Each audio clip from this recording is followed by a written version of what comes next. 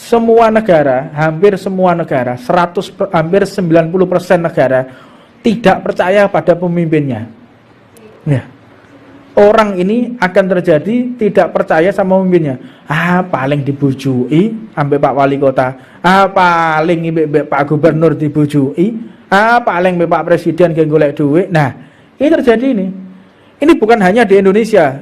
Semuanya, hampir seluruh pelosok dunia. Ini yang bertahan cuman Turki, Erdogan ya, sama di Chechnya, Ibrahim. Jadi siapa namanya presiden Chechnya itu? Kadyrov. Ini yang dipercaya sama masyarakatnya ya. Indonesia, yus kok ngene iki modele kaya awak-awak ngene ya. Gak awake dhewe gak ngerti, gak roh parake, gak ngulur, gak ngetan ya, gak ngalor, gak ngidul ya. Bingung ya. Kita memimpin diri sendiri aja gak bisa, tapi suka mengkritik orang. Ini terjadi ini. Jadi orang di negara kita ini satu permasalahan, pinter ngeritik, pinter mencaci orang tapi gak punya solusi. Mimpin negara kok ngene, mimpin kota kok ngene, terus sing bener piye? Ya mbah. Ya kan gitu. Ini zaman orang yang pinter ngeritik tapi dia nggak punya solusi. Ini presiden ini misalnya Pak Jokowi ini harusnya begini, terus harusnya Pak Jokowi gimana? Ya mbah, lah ini penyakit ini. Bisa mengkritik tetapi tidak bisa memberikan solusi. Ini mengenai zaman bingung. Ini zaman bingung. Orang yang sudah tidak percaya kepada pemimpinnya dan tidak percaya kepada dirinya sendiri. Terus yang benar siapa lagi? Ya wallahu a'lam. Kata Nabi Muhammad, akan datang suatu masa yang para ulama sendiri bingung mau ngapain. Kiai ini lo bingung. Terus piye yai? Mbah wis. Terus apa yang harus kita lakukan? Wis ngenteni ajal wae nang omah. Sampai kayak begitu.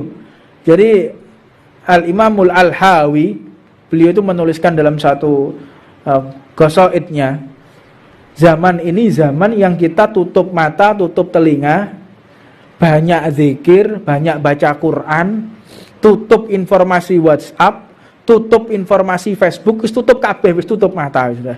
Ini tidak tahu nih yang benar siapa, yang salah siapa, tidak tahu.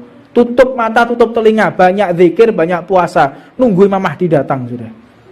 Ini sampai seperti itu zaman ini. Nggak ada kebenaran apa yang harus dilakukan, bingung semua. Nabi Muhammad SAW pun mengatakan, al-khilafatu ba'di salasuna sanatin. Masa kekhilafan sepeninggalku ini selama 30 tahun. Wis tak ada lagi. Masa itu adalah masa 4 khalifah. Setelah itu carut marut tak karu-karuan.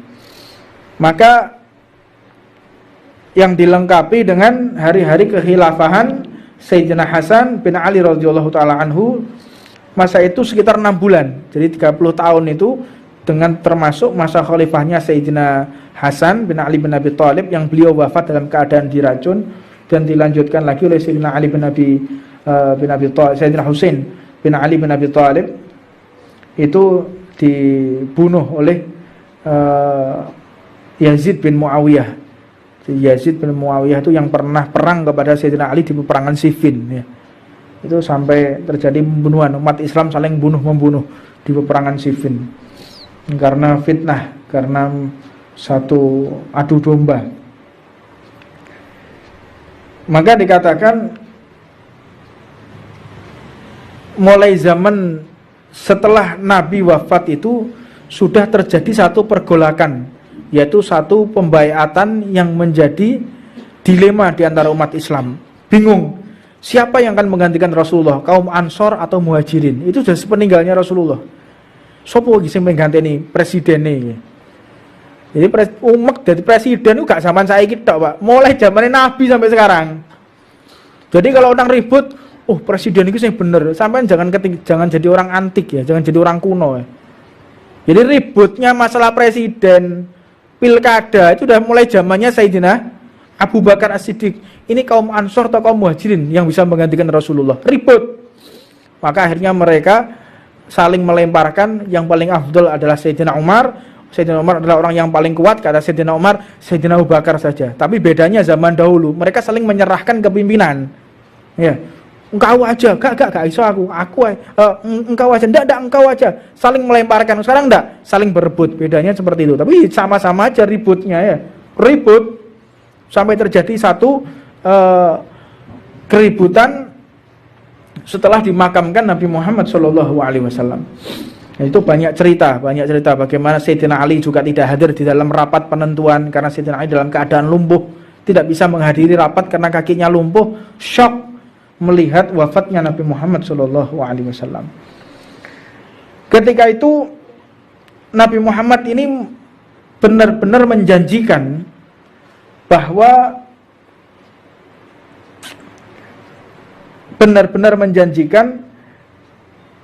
kepada Sayyidina Hasan, yang mana Nabi Muhammad mengatakan inna ibni hadza sayyidun. Jadi Sayyidina Hasan itu sudah diberikan bisyarah oleh Rasulullah SAW. Sesungguhnya anakku ini adalah seorang pemimpin. Jadi memegang Sayyidina Hasan dan Sayyidina Husain. Inna ibni hadza sayyidun. Sesungguhnya kedua putraku ini Sayyidina Hasan dan Sayyidina Husain adalah seorang pemimpin. Wa la'allallahu an yusliha bihi baina fi'atain 'azimatain minal muslimin. Semoga dengannya Allah mendamaikan dua golongan besar dari kaum muslimin. Jadi akan terjadi satu perpecahan yang luar biasa. Rasulullah sudah mengerti akan terjadi perpecahan yang luar biasa setelah wafatnya Rasulullah. Yang mendamaikan benar Sayyidina Hasan yang mendamaikan yang pertama, tapi jadi satu kelompok mereka tidak puas, akhirnya diracun Sayyidina Hasan, dan akhirnya kelompok ini pun mendukung Sayyidina Husain, dan akhirnya ada yang namanya Yazid bin Muawiyah itu tidak terima dengan pembaiatan Sayyidina Husain, maka beliau Sayyidina Husain ini diminta untuk keluar dari Mekah, diundang menuju ke Karbala. Karbala itu di Irak. Maaf, di Iran. Menuju ke Karbala. Ketika menuju ke Karbala, dilihat di situ, kata Sayyidina Husain, benar, aku menuju ke Karbala. Karena malamnya sudah bermimpi, beliau itu akan disembelih. Jadi malamnya sudah bermimpi, beliau itu akan bertemu dengan Rasulullah. Jadi ketika beliau mau mendatangi rapatnya pembaiatan yang pasti beliau itu akan dikhianati, beliau membawa dengan 70 keluarganya. Jadi 70 keluarganya Sayyidina Husain dibawa semua, termasuk dari Sayyidina Hasan. Jadi banyak yang mirip wajahnya dengan Rasulullah. Ini sedikit kita ceritakan, ya inilah sejarahnya para habaib ya. Mereka itu tidak akan pernah gentar, tidak akan pernah takut, dan gak kedonyan.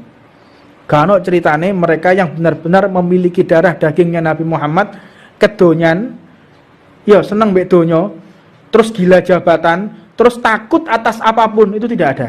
Jadi lono habaib wedinan, kedonyan, diragukan darahnya itu. Itu darahnya Rasulullah apa enggak itu yang ngalir dalam tubuhnya.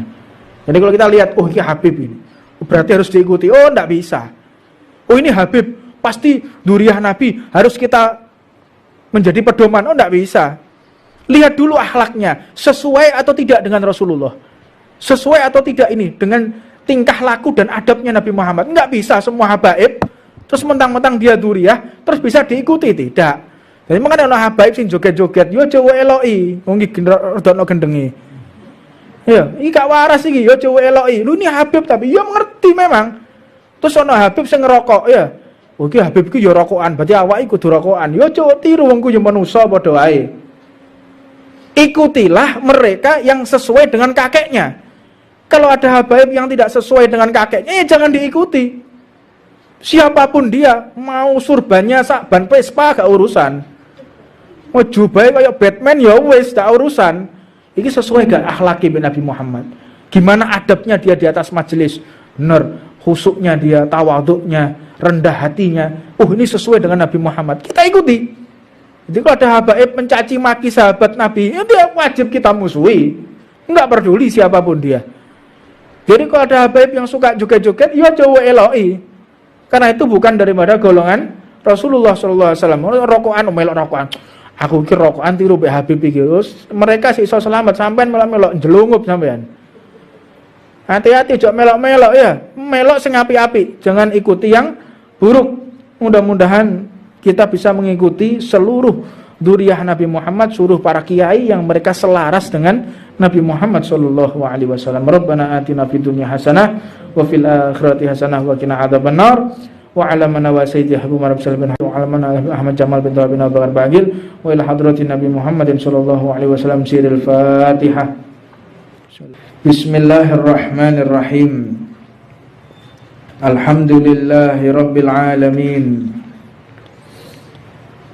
Hamdan li rabbi khassana bi Muhammadin wa anqadana min dhulmati jahli wa dayajiri.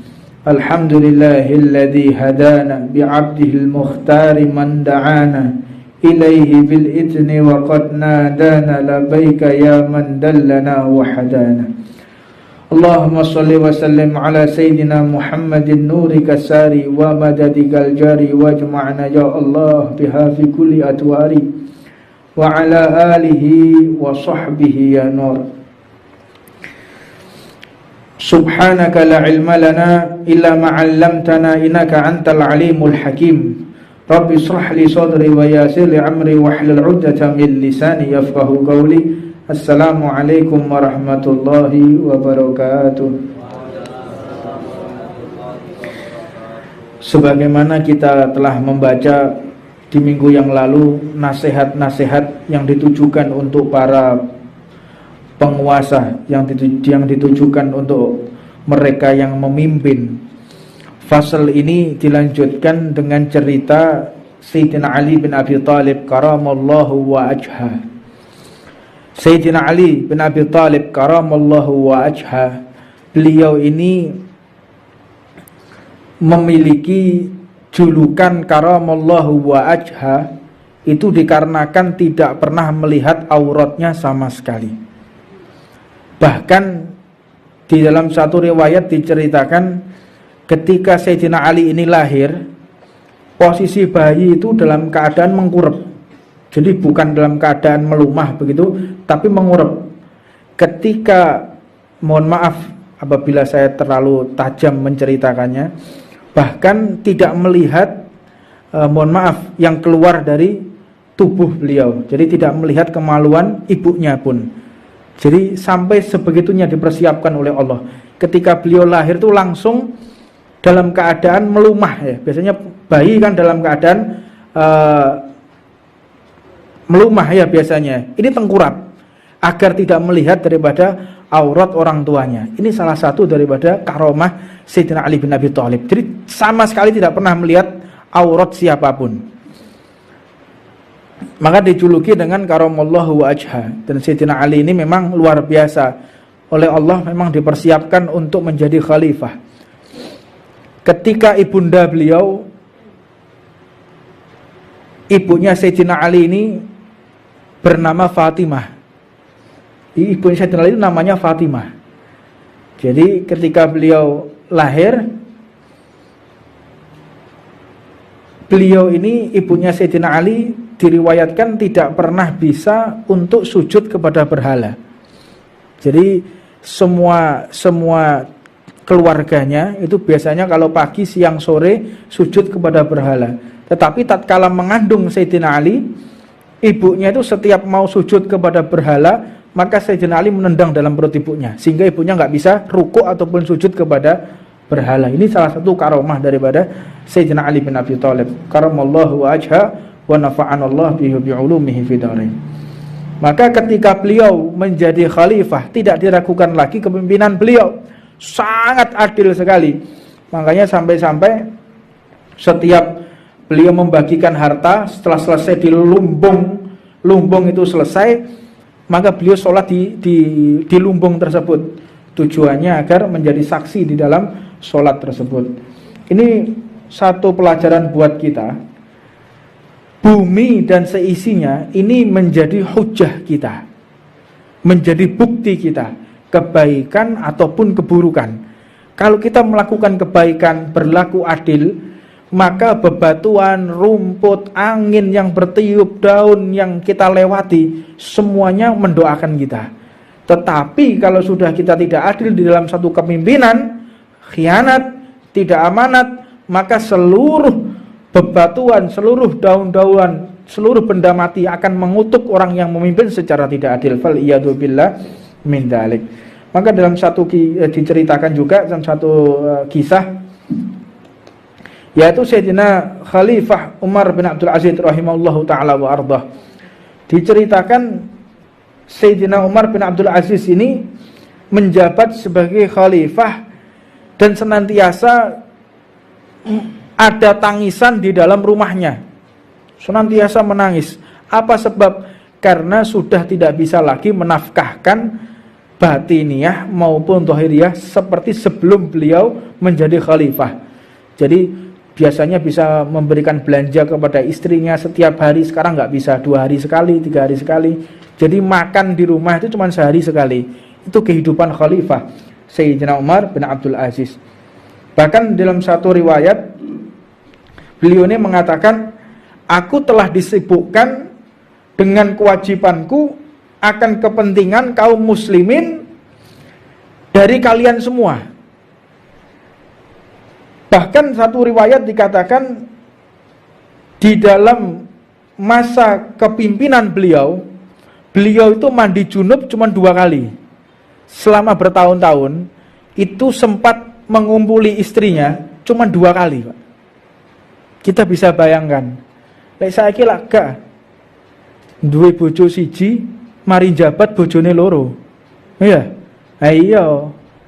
Jadi kalau biasanya makannya sederhana, begitu jadi pejabat bendino makannya istimewa, ya. Beda dengan khalifah-khalifah terdahulu. Mereka itu senantiasa memberikan segala waktunya, hartanya, seluruh tenaganya untuk umat. Ini yang membedakan.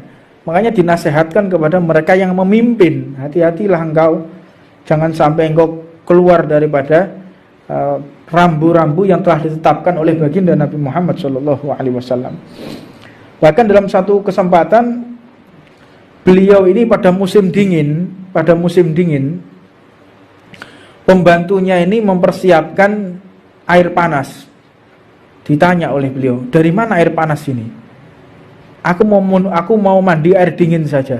Kata pembantunya, khadimnya beliau, yang khidmah kepada beliau, wahai khalifah, kalau seandainya engkau memaksakan diri menggunakan air yang dimandi, menggunakan air yang dingin, maka tidak ada lagi khalifah yang memimpin umat Islam, maka akan bercerai-berai umat Islam.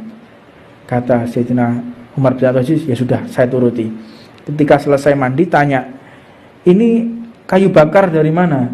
Kayu bakar ini dari persediaan yang ada di lumbung. Beliau marah besar dan langsung mengganti daripada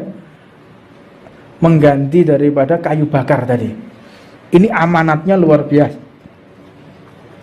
Dan juga dalam satu riwayat dikatakan beliau ini senantiasa di rumahnya itu tidak ada lampu yang menyala.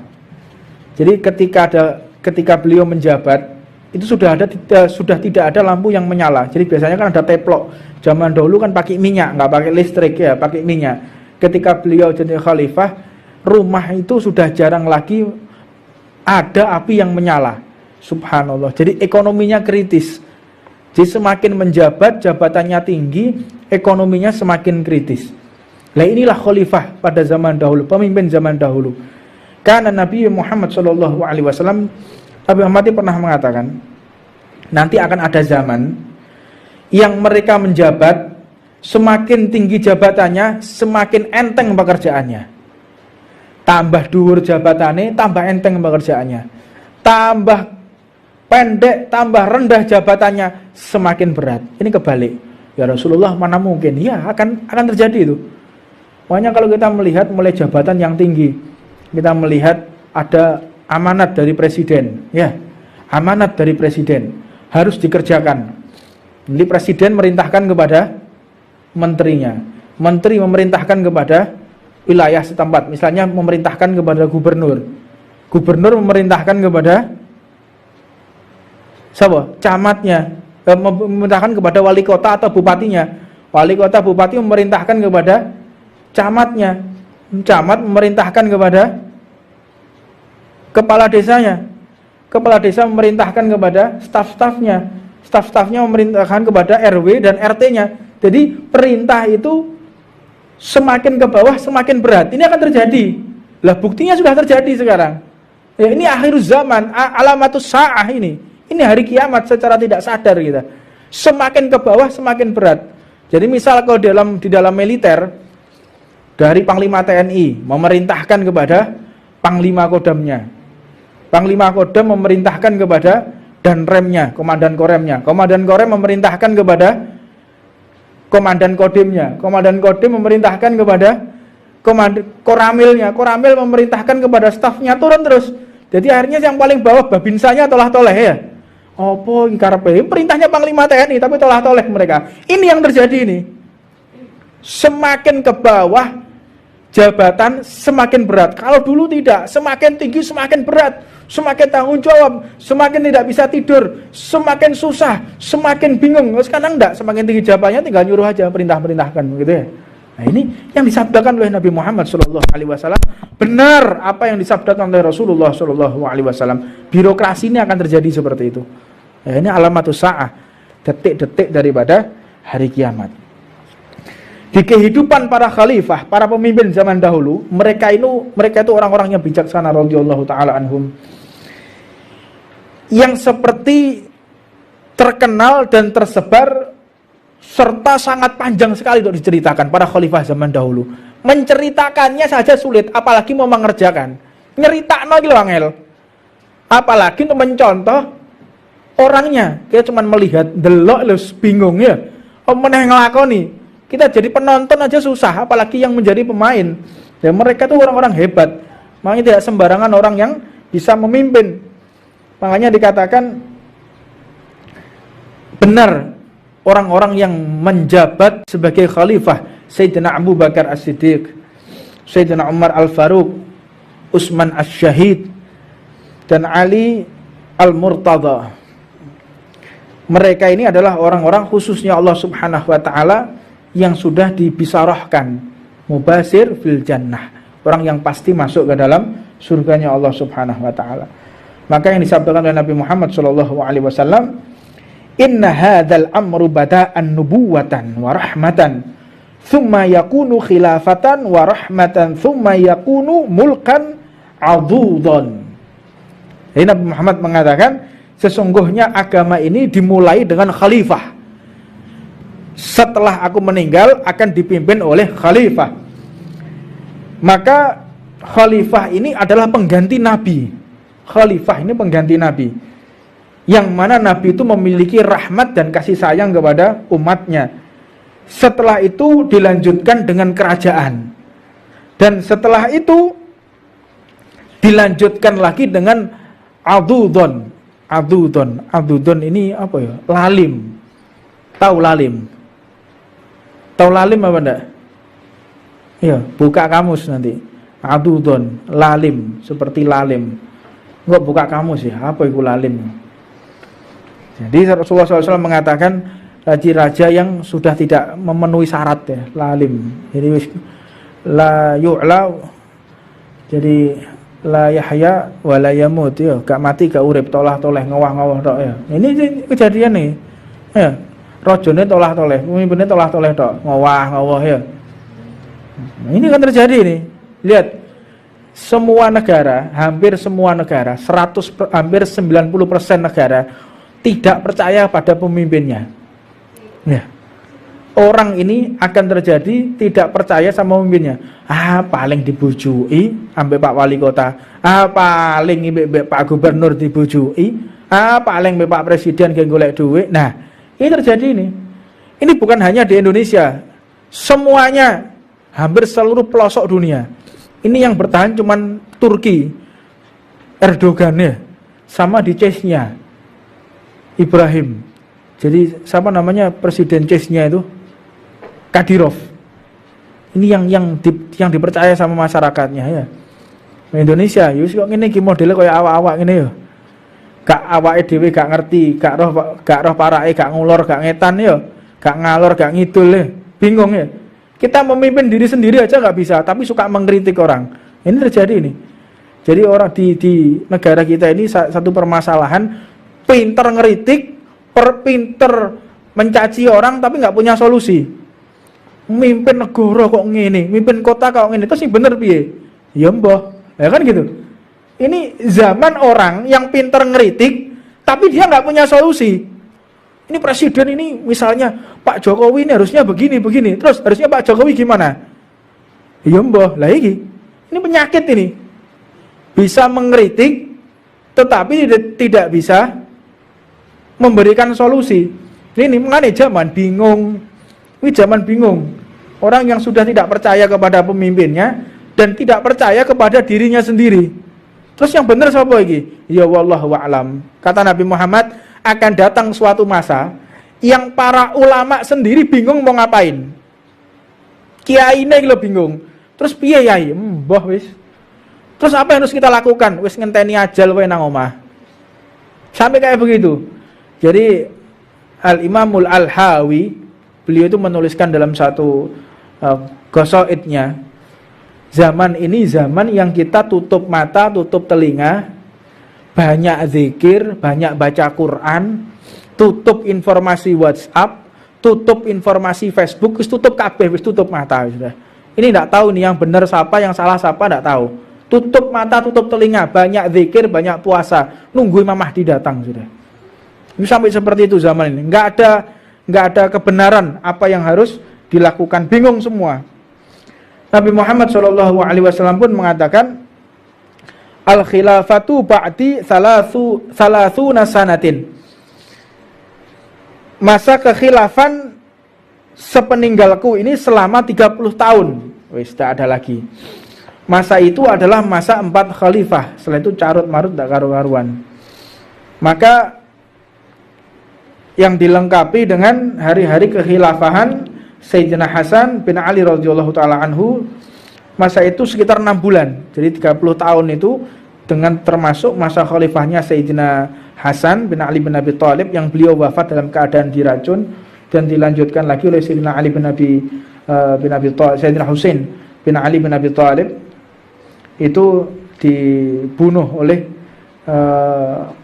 Yazid bin Muawiyah. Yazid bin Muawiyah itu yang pernah perang kepada Sayyidina Ali di peperangan Siffin ya.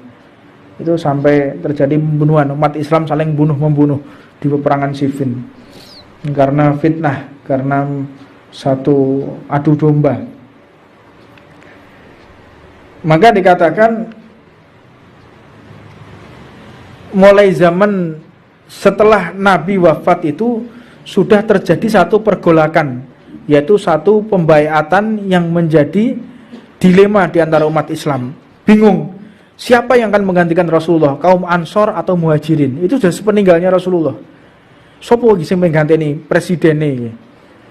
Jadi umat dari presiden itu gak zaman saya kita Pak. Mulai zaman Nabi sampai sekarang. Jadi kalau orang ribut, oh presiden itu yang bener, sampai jangan jadi orang antik ya, jangan jadi orang kuno ya. Jadi ributnya masalah presiden, pilkada itu udah mulai zamannya Sayyidina Abu Bakar As-Siddiq. Ini kaum Ansor atau kaum Muhajirin yang bisa menggantikan Rasulullah. Ribut. Maka akhirnya mereka saling melemparkan, yang paling afdol adalah Sayyidina Umar. Sayyidina Umar adalah orang yang paling kuat, kata Sayyidina Umar, Sayyidina Abu Bakar saja. Tapi bedanya zaman dahulu, mereka saling menyerahkan kepimpinan. Ya.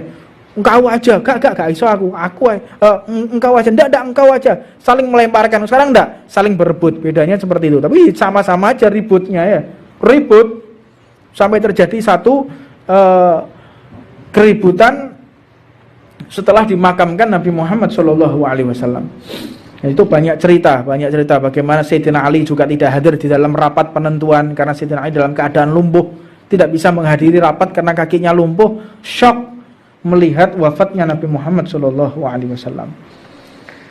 Ketika itu Nabi Muhammad ini benar-benar menjanjikan bahwa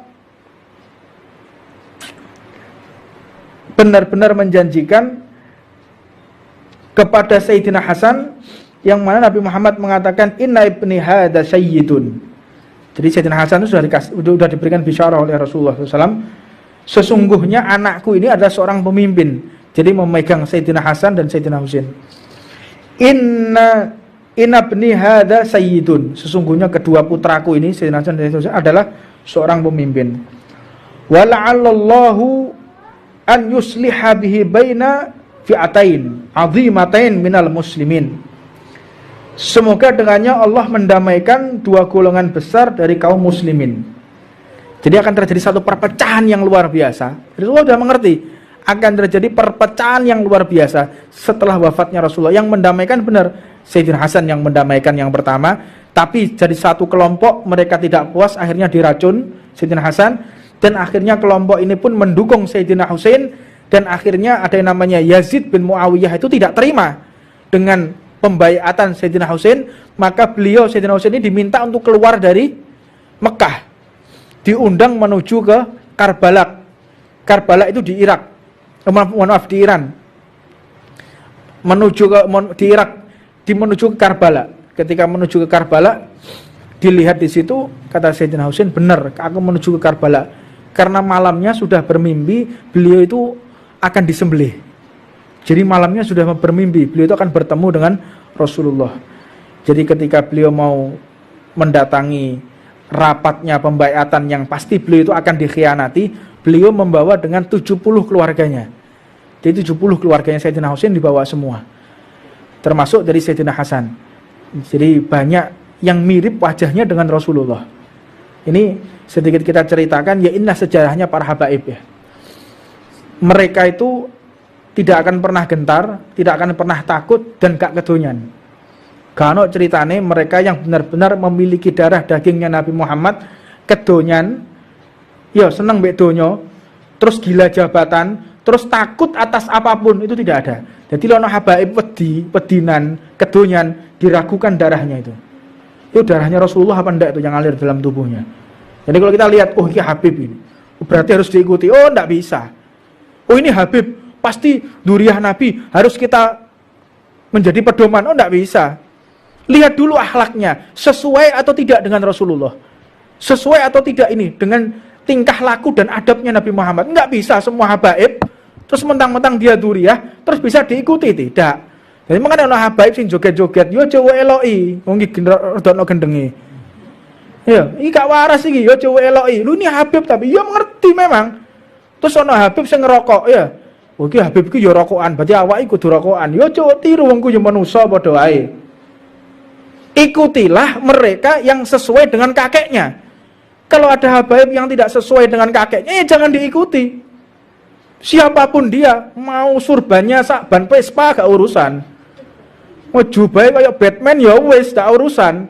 Ini sesuai gak akhlaki Nabi Muhammad? Gimana adabnya dia di atas majelis? Benar, khusuknya dia, tawaduknya, rendah hatinya. Oh ini sesuai dengan Nabi Muhammad. Kita ikuti. Jadi kalau ada habaib mencaci maki sahabat Nabi, ya dia wajib kita musuhi.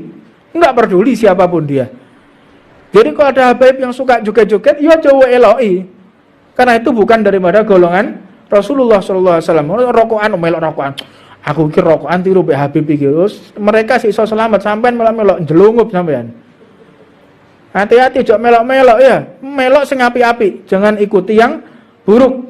Mudah-mudahan kita bisa mengikuti seluruh dzurriyyah Nabi Muhammad, seluruh para kiai yang mereka selaras dengan Nabi Muhammad sallallahu alaihi wasallam. Rabbana atina fid dunya hasanah wa fil akhirati hasanah wa qina adzabannar. Wa ala man wa sayyidi Habib Umar bin Salim wa ala man Ahmad Jamal bin Tawab bin Abu Bakar Bagil wa ila hadratin Nabi Muhammadin sallallahu alaihi wasallam siril Fatihah. Semua negara, hampir semua negara, hampir 90% negara tidak percaya pada pemimpinnya. Ya. Orang ini akan terjadi tidak percaya sama pemimpinnya. Paling dibujui ambek Pak Wali Kota. Paling ambek Pak Gubernur dibujui. Paling ambek Pak Presiden yang golek duit. Nah, ini terjadi ini. Ini bukan hanya di Indonesia. Semuanya, hampir seluruh pelosok dunia. Ini yang bertahan cuman Turki, Erdogan ya, sama di Chechnya. Ibrahim. Jadi siapa namanya presiden Chechnya itu? Kadyrov. Ini yang dipercaya sama masyarakatnya ya. Indonesia, yus kok ngene iki modele kaya awak-awak ngene ya. Gak awake dhewe gak ngerti, gak roh parake, gak ngulur, gak ngetan ya. Gak ngalor, gak ngidul ya. Bingung ya.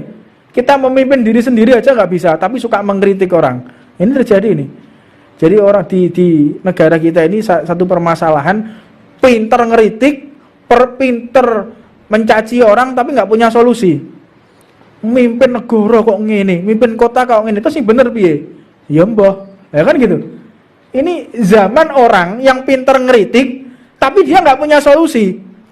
Ini presiden ini misalnya Pak Jokowi ini harusnya begini, terus harusnya Pak Jokowi gimana? Ya mbah, lah ini penyakit ini.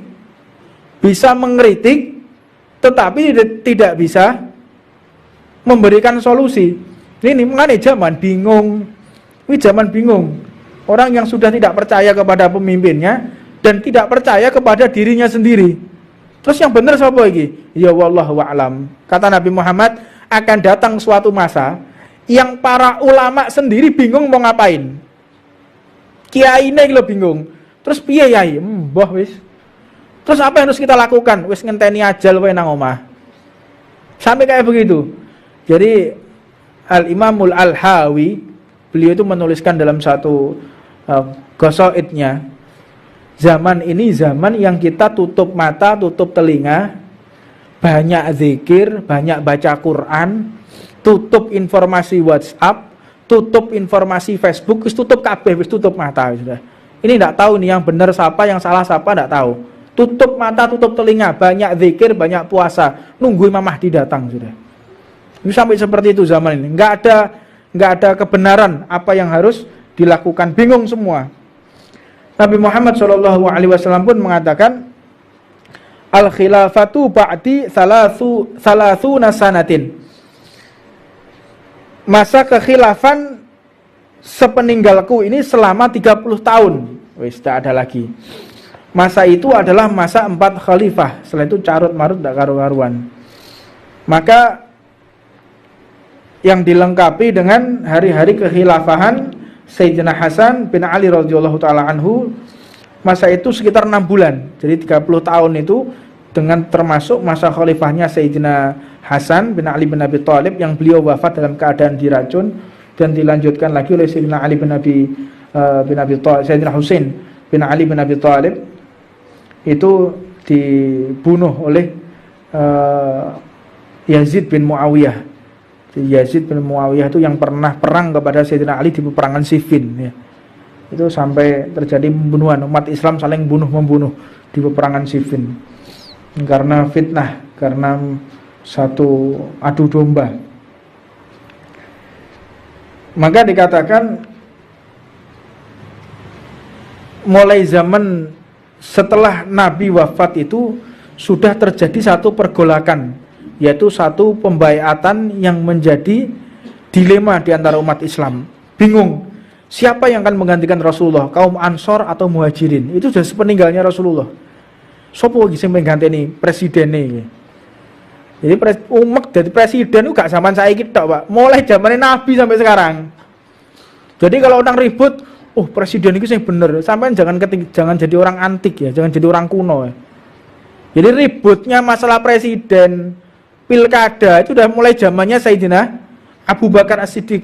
Ini kaum Ansor atau kaum Muhajirin yang bisa menggantikan Rasulullah. Ribut. Maka akhirnya mereka saling melemparkan, yang paling afdal adalah Sayyidina Umar. Sayyidina Umar adalah orang yang paling kuat, kata Sayyidina Umar, Sayyidina Abu Bakar saja. Tapi bedanya zaman dahulu, mereka saling menyerahkan kepimpinan. Ya. Engkau aja, gak iso aku engkau aja, enggak engkau aja, saling melemparkan. Sekarang enggak, saling berebut, bedanya seperti itu. Tapi sama-sama aja ributnya ya, ribut sampai terjadi satu keributan setelah dimakamkan Nabi Muhammad SAW. Itu banyak cerita bagaimana Sayyidina Ali juga tidak hadir di dalam rapat penentuan karena Sayyidina Ali dalam keadaan lumpuh, tidak bisa menghadiri rapat karena kakinya lumpuh, syok melihat wafatnya Nabi Muhammad SAW. Ketika itu Nabi Muhammad ini benar-benar menjanjikan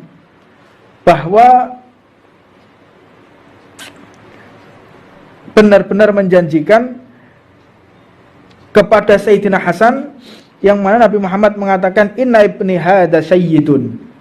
Jadi Sayyidina Hasan itu sudah diberikan bisyarah oleh Rasulullah SAW. Sesungguhnya anakku ini adalah seorang pemimpin. Jadi memegang Sayyidina Hasan dan Sayyidina Husain. Inna ibni hadza sayyidun. Sesungguhnya kedua putraku ini, Sayyidina Hasan dan Sayyidina Husain, adalah seorang pemimpin. Wala'allallahu an yusliha bihi baina fi'atain 'azimatain minal muslimin. Semoga dengannya Allah mendamaikan dua golongan besar dari kaum muslimin.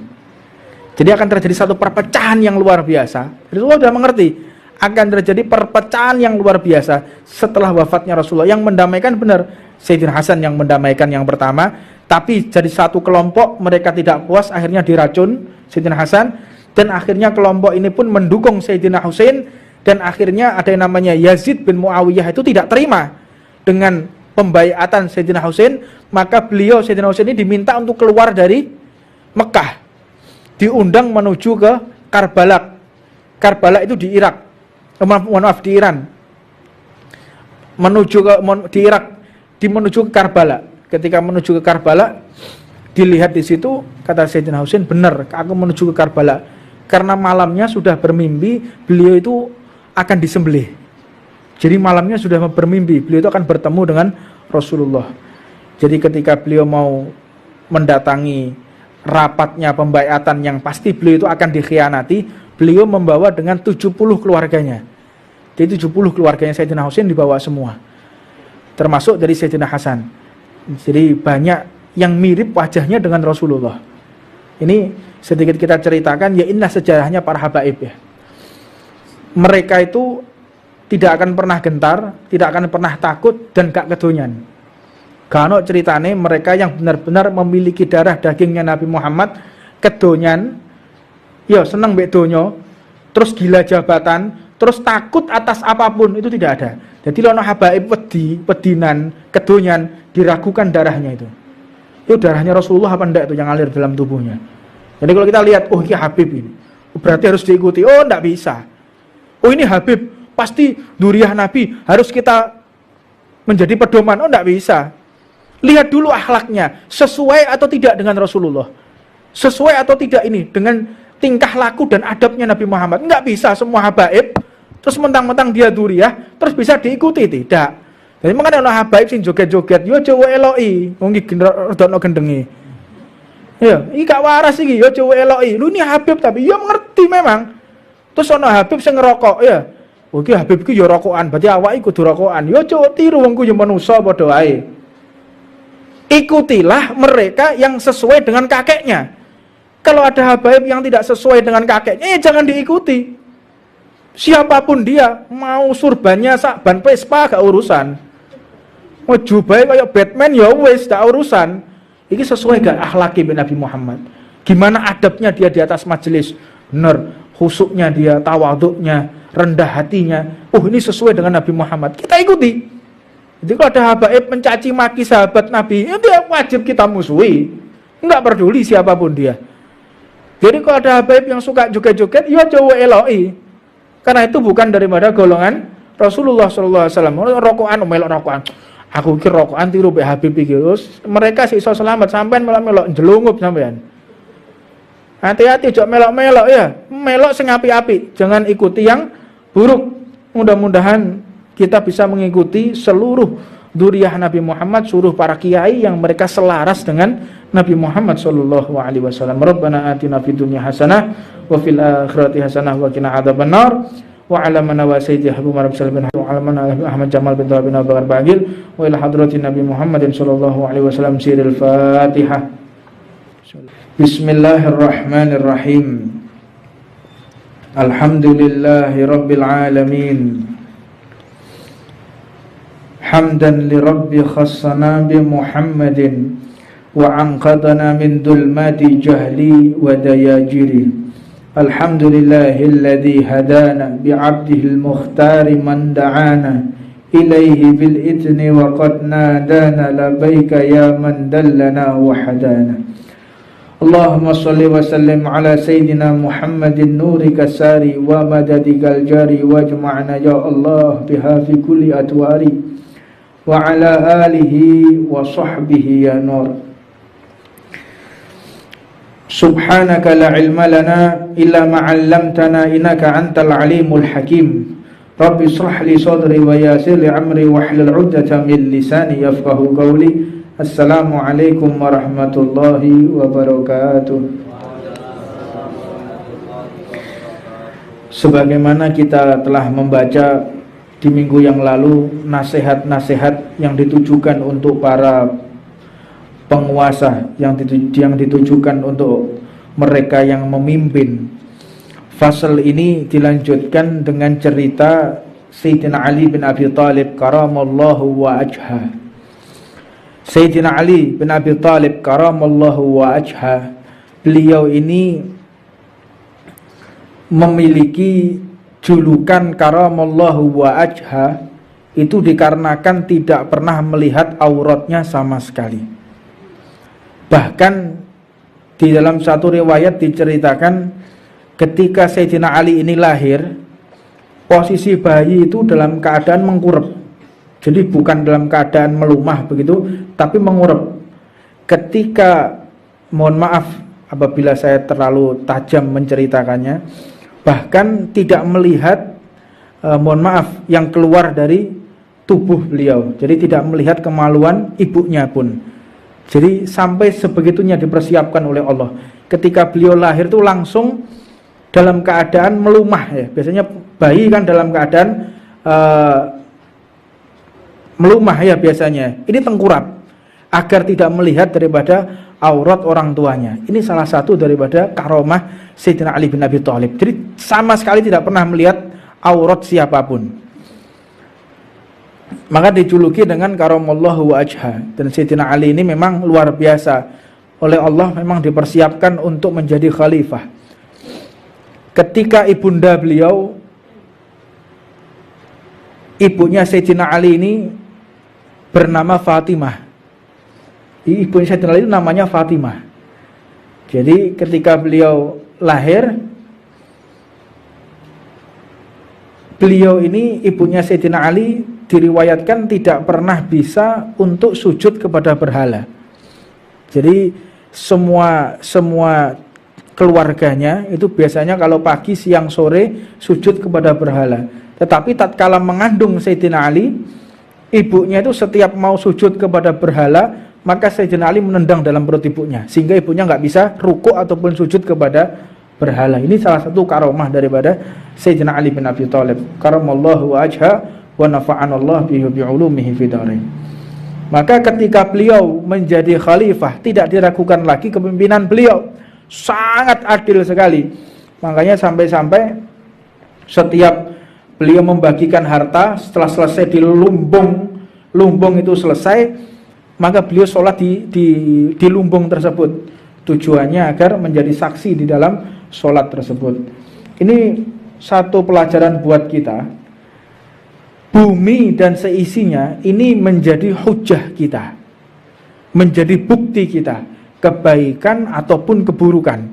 Kalau kita melakukan kebaikan, berlaku adil, maka bebatuan, rumput, angin yang bertiup, daun yang kita lewati, semuanya mendoakan kita.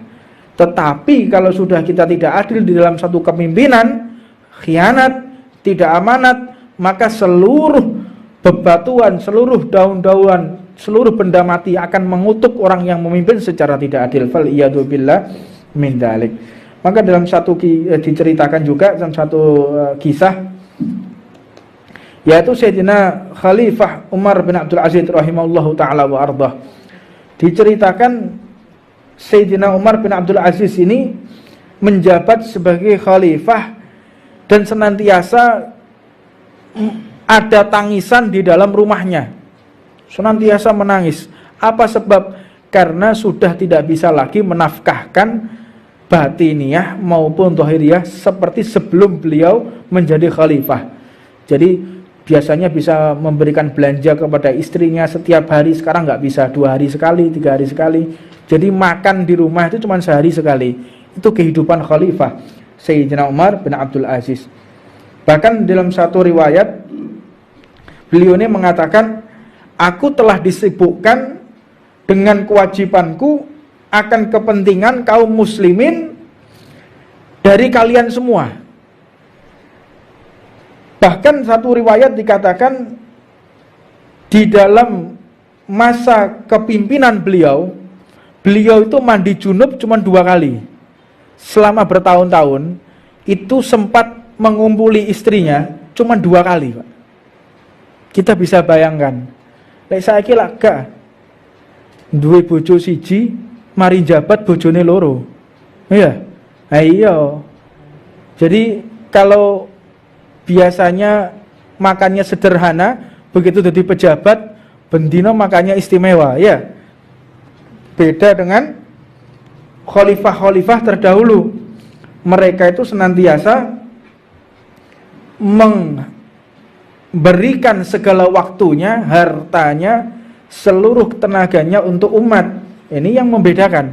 Makanya dinasehatkan kepada mereka yang memimpin, hati-hatilah engkau, jangan sampai engkau keluar daripada rambu-rambu yang telah ditetapkan oleh baginda Nabi Muhammad SAW. Bahkan dalam satu kesempatan beliau ini pada musim dingin, pembantunya ini mempersiapkan air panas. Ditanya oleh beliau, dari mana air panas ini? Aku mau mandi air dingin saja. Kata pembantunya, khadimnya beliau, yang khidmah kepada beliau, wahai khalifah, kalau seandainya engkau memaksakan diri menggunakan air yang dimandi, menggunakan air yang dingin, maka tidak ada lagi khalifah yang memimpin umat Islam, maka akan bercerai-berai umat Islam.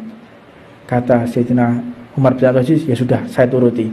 Ketika selesai mandi, tanya, ini kayu bakar dari mana? Kayu bakar ini dari persediaan yang ada di lumbung. Beliau marah besar dan langsung mengganti daripada kayu bakar tadi. Ini amanatnya luar biasa. Dan juga dalam satu riwayat dikatakan beliau ini senantiasa di rumahnya itu tidak ada lampu yang menyala. Jadi ketika beliau menjabat itu sudah tidak ada lampu yang menyala. Jadi biasanya kan ada teplok. Zaman dahulu kan pakai minyak, nggak pakai listrik ya, pakai minyak. Ketika beliau jadi khalifah, rumah itu sudah jarang lagi ada api yang menyala. Subhanallah. Jadi ekonominya kritis. Jadi semakin menjabat, jabatannya tinggi, ekonominya semakin kritis. Lah inilah khalifah pada zaman dahulu, pemimpin zaman dahulu. Karena Nabi Muhammad SAW, Abu Hamadi pernah mengatakan, nanti akan ada zaman yang mereka menjabat, semakin tinggi jabatannya, semakin enteng pekerjaannya. Tambah dhuwur jabatannya, tambah enteng pekerjaannya. Tambah pendek, tambah rendah jabatannya, semakin berat. Ini kebalik. Ya Rasulullah, mana mungkin? Ya akan terjadi itu. Makanya kalau kita melihat mulai jabatan yang tinggi, kita melihat ada amanat dari presiden, ya, amanat dari presiden harus dikerjakan. Jadi presiden merintahkan kepada menterinya, menteri memerintahkan kepada wilayah setempat, misalnya memerintahkan kepada gubernur, gubernur memerintahkan kepada siapa? Camatnya, memerintahkan kepada wali kota atau bupatinya, wali kota bupati memerintahkan kepada camatnya, camat memerintahkan kepada kepala desanya, kepala desa memerintahkan kepada staf-stafnya, staf-stafnya memerintahkan kepada RW dan RT-nya. Jadi perintah itu semakin ke bawah semakin berat. Ini akan terjadi. Lah buktinya sudah terjadi sekarang. Ya, ini akhir zaman, alamatus sa'ah ini. Ini hari kiamat secara tidak sadar kita. Semakin ke bawah semakin berat. Jadi misal kalau di dalam militer, dari Panglima TNI memerintahkan kepada Panglima Kodamnya, Panglima Kodam memerintahkan kepada Danremnya, Komandan Koremnya, Komandan Korem memerintahkan kepada Komandan Kodimnya, Komandan Kodim memerintahkan kepada Koramilnya, Koramil memerintahkan kepada stafnya, turun terus. Jadi akhirnya yang paling bawah babinsanya tolah-toleh ya. Opo karepe perintahnya Panglima TNI tapi tolah-toleh mereka. Ini yang terjadi ini. Semakin ke bawah jabatan semakin berat. Kalau dulu tidak, semakin tinggi semakin berat, semakin tanggung jawab, semakin tidak bisa tidur, semakin susah, semakin bingung. Sekarang enggak, semakin tinggi jabatannya tinggal nyuruh aja, perintah-perintahkan gitu ya. Nah, ini yang disabdakan oleh Nabi Muhammad SAW. Benar apa yang disabdakan oleh Rasulullah SAW. Birokrasi ini akan terjadi seperti itu. Ya, ini alamatus sa'ah, detik-detik daripada hari kiamat. Di kehidupan para khalifah, para pemimpin zaman dahulu, mereka itu orang-orang yang bijaksana radhiyallahu taala anhum. Yang seperti terkenal dan tersebar serta sangat panjang sekali untuk diceritakan para khalifah zaman dahulu. Menceritakannya saja sulit, apalagi mau mengerjakan. Nyeritakno iki lho angel. Apalagi untuk mencontoh orangnya. Kita cuma melihat, delok lho bingung ya. Meneh nglakoni. Kita jadi penonton aja susah, apalagi yang menjadi pemain. Ya mereka itu orang-orang hebat. Makanya tidak sembarangan orang yang bisa memimpin. Makanya dikatakan benar orang-orang yang menjabat sebagai khalifah, Sayyidina Abu Bakar As-Siddiq, Sayyidina Umar Al-Faruq, Utsman Asy-Syahid, dan Ali Al-Murtada. Mereka ini adalah orang-orang khususnya Allah Subhanahu wa taala yang sudah dibisarahkan mubasir fil jannah, orang yang pasti masuk ke dalam surganya Allah Subhanahu wa taala. Maka yang disabdakan oleh Nabi Muhammad sallallahu alaihi wasallam, inna hadzal amru bada'an nubuwatan wa rahmatan thumma yakunu khilafatan wa rahmatan thumma yakunu mulkan 'adudan. Jadi Nabi Muhammad mengatakan sesungguhnya agama ini dimulai dengan khalifah. Setelah aku meninggal akan dipimpin oleh khalifah. Maka khalifah ini adalah pengganti nabi. Khalifah ini pengganti nabi, yang mana nabi itu memiliki rahmat dan kasih sayang kepada umatnya. Setelah itu dilanjutkan dengan kerajaan, dan setelah itu dilanjutkan lagi dengan adudon. Adudon ini apa ya? Lalim. Tahu lalim? Tahu lalim apa enggak? Iya, buka kamus nanti. Adudon, lalim, seperti lalim. Enggak buka kamus ya, apa itu lalim? Jadi Rasulullah SAW mengatakan raja-raja yang sudah tidak memenuhi syarat ya, lalim. Jadi la yu'la, jadi la yahya wa la yamut ya, gak mati gak urip, tolah-toleh ngowah-ngowah tok ya. Ini kejadian nih. Ya. Rajane tolah-toleh, pemimpinnya tolah-toleh tok, ngowah-ngowah ya. Nah, ini kan terjadi nih. Lihat, semua negara, hampir semua negara, hampir 90% negara tidak percaya pada pemimpinnya. Ya. Orang ini akan terjadi tidak percaya sama pemimpinnya. Paling dibujui sampai Pak Wali Kota.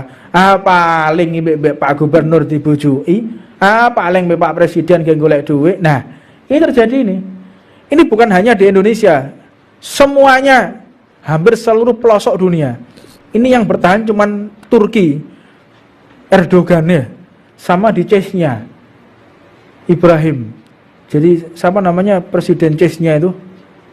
Kadyrov. Ini yang dipercaya sama masyarakatnya ya. Indonesia, yus kok ngene iki modele kaya awak-awak ngene ya. Gak awake dhewe gak ngerti, gak roh parake, gak ngulur, gak ngetan ya, gak ngalor, gak ngidul ya. Bingung ya. Kita memimpin diri sendiri aja gak bisa, tapi suka mengkritik orang. Ini terjadi ini. Jadi orang di negara kita ini satu permasalahan, pinter ngeritik, pinter mencaci orang tapi gak punya solusi. Mimpin negara kok ngene, mimpin kota kok ngene, terus sing bener piye? Ya mbah. Ya kan gitu. Ini zaman orang yang pinter ngeritik tapi dia nggak punya solusi. Ini presiden ini misalnya Pak Jokowi ini harusnya begini, terus harusnya Pak Jokowi gimana? Ya mbah, lah ini penyakit ini. Bisa mengkritik tetapi tidak bisa memberikan solusi.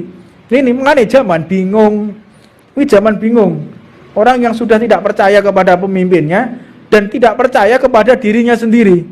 Terus yang benar siapa lagi? Ya wallahu a'lam. Kata Nabi Muhammad, akan datang suatu masa yang para ulama sendiri bingung mau ngapain. Kiai ini lo bingung. Terus piye yai? Mbah wis.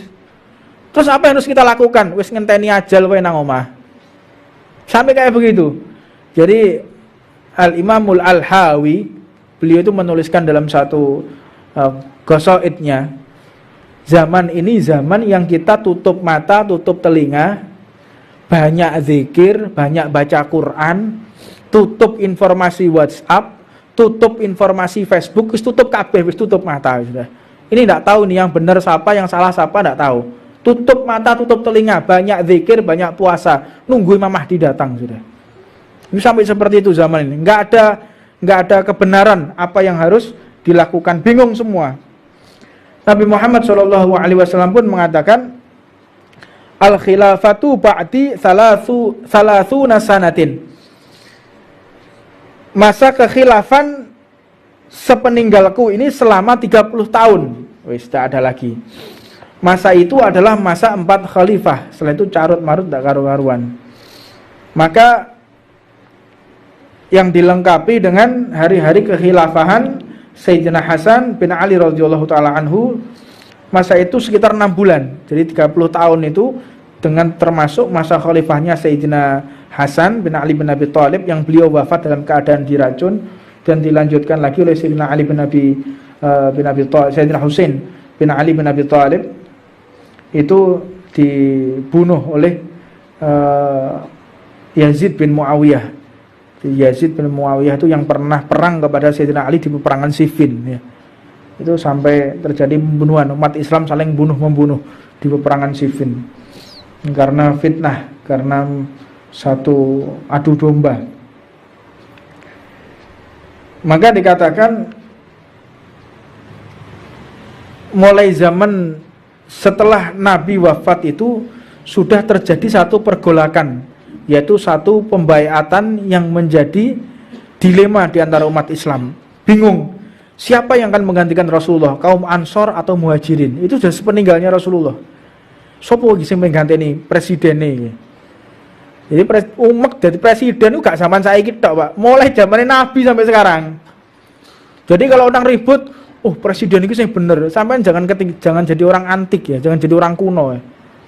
Jadi ributnya masalah presiden, pilkada itu udah mulai zamannya Sayyidina Abu Bakar As-Siddiq. Ini kaum Ansor atau kaum Muhajirin yang bisa menggantikan Rasulullah. Ribut. Maka akhirnya mereka saling melemparkan, yang paling afdol adalah Sayyidina Umar. Sayyidina Umar adalah orang yang paling kuat, kata Sayyidina Umar, Sayyidina Abu Bakar saja. Tapi bedanya zaman dahulu, mereka saling menyerahkan kepimpinan. Ya. Engkau aja, gak iso aku engkau aja, enggak engkau aja, saling melemparkan. Sekarang enggak, saling berebut, bedanya seperti itu. Tapi sama-sama aja ributnya ya, ribut sampai terjadi satu keributan setelah dimakamkan Nabi Muhammad SAW. Itu banyak cerita bagaimana Sayyidina Ali juga tidak hadir di dalam rapat penentuan karena Sayyidina Ali dalam keadaan lumpuh, tidak bisa menghadiri rapat karena kakinya lumpuh, syok melihat wafatnya Nabi Muhammad SAW. Ketika itu Nabi Muhammad ini benar-benar menjanjikan